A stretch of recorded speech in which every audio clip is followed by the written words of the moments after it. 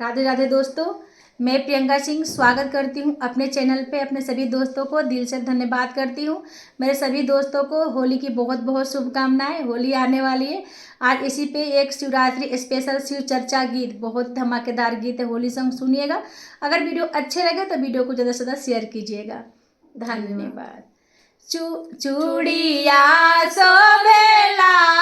ले गोरा माई के नरमी कलैया, चूड़िया शोभेला ले गोरा माई के नरमी कलैया, चूड़िया शोभेला ले गोरा माई के नरमी कलैया, मैया के मांग में टीका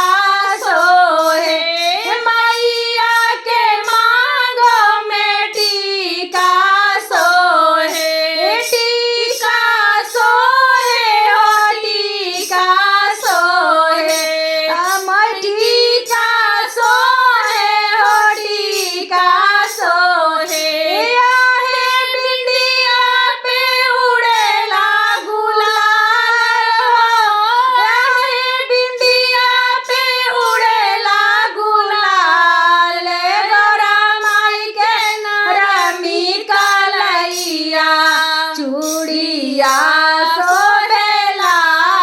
ले गोरा माई के नरमी कलैया, गोरा माई के नरमी कलैया, सीसा मैया के टीका सोहे, गले मैया के हरवा सोहे, गले मैया के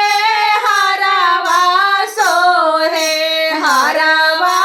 सोहे हो हरवा सोहे, आहे हंसुली पे उड़ेला गुलाल हो,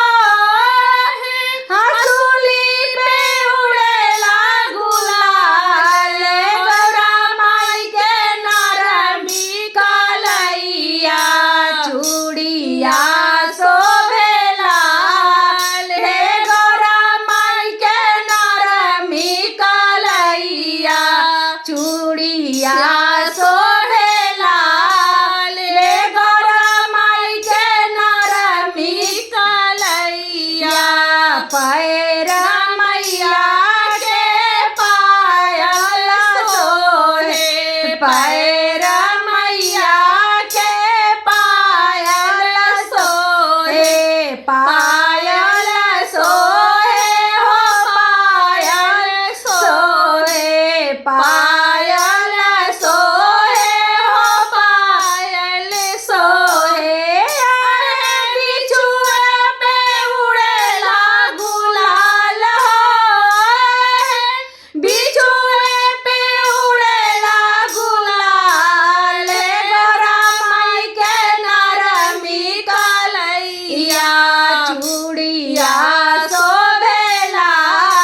ले गोरा माई के नरमी कलैया, अंग मैया के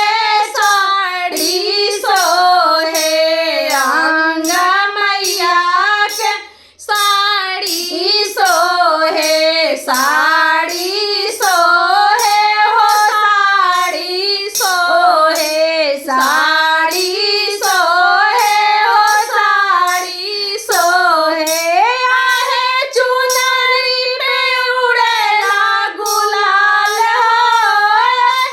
चुनरी पे उड़ेला गुलाल, गोरा माई के नरमी कलैया,